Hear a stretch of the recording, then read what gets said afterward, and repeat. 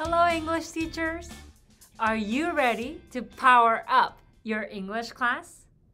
Here are some tips for using more English to build routines through the daily Mingle.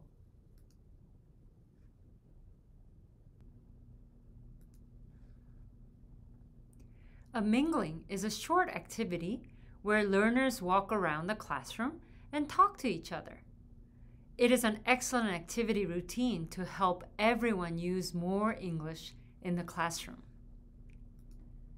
Mingling is one of the most popular activities for language teachers and students because they are flexible.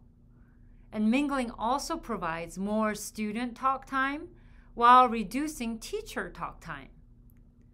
Plus, mingling allows shyer students to speak to their peers without feeling pressure to speak in front of a large class. A mingling activity can be used daily as an effective wrap-up routine. First, write down some reflective questions about the day's learning on the board while saying, "What is one thing that you learned today? What is one question that you still wonder?"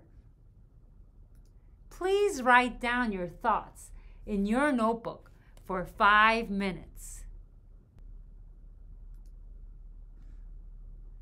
And when you see your students are ready, tell them, "Now, find a partner to share what you wrote.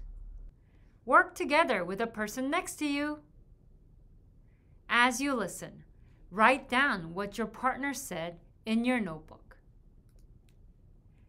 As you mingle around the room and listen to their conversations, you can check for students' understanding of the day's lesson. At this point, you may be wondering, but what if I have a very large class size?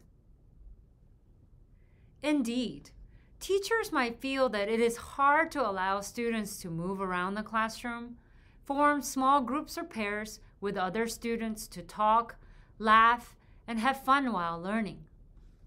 However, teachers can always find ways to begin using new strategies to improve student learning, right? If so, what do teachers need to consider when preparing for a mingling activity? First, find a better time and space to mingle.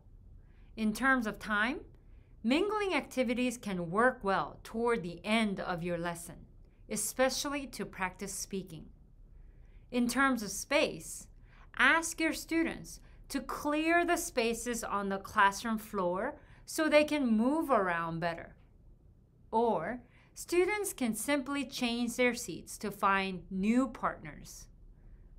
Sometimes, you might have to ask other teachers in the classroom next door to understand if your class is noisy. Perhaps you can arrange a lesson outside if the weather is nice. After-school English clubs can also be a good place where you can try a new mingle.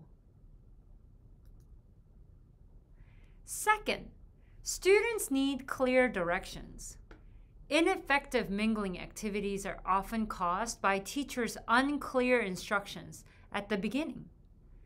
Give clear instructions to your students on how to find their pairs or groups. Rather than saying, "Talk about your travels with somebody," it's better to say, "Find a partner near you and talk about your favorite place to visit." Work with the person next to you. Does everyone have a partner? Who does not have a partner? It is also good scaffolding to provide students with a list of questions ahead of time to support their speaking practice. Now, here's one strategy I want to share with you to facilitate pair work during the daily mingle. Teachers can assign clock partners using a handout with a clock like this. Based on the clock, each person will have 12 different partners to meet. Their names will be on each hour of the clock. The teacher can say, "For today's speaking practice, pair up with your 2 o'clock partner." Then, students can move around the room to meet up with their partner. If you have a large class, the clock sheet can be expanded to have an AM time and PM time. Remember that you know your students the best. So imagine how these mingling activities will be carried out in your classroom. Consider your classroom context and then try out a few of these ideas to determine the best ways to deliver more communicative language instruction. Thanks for watching and learning. Now, let's go do it!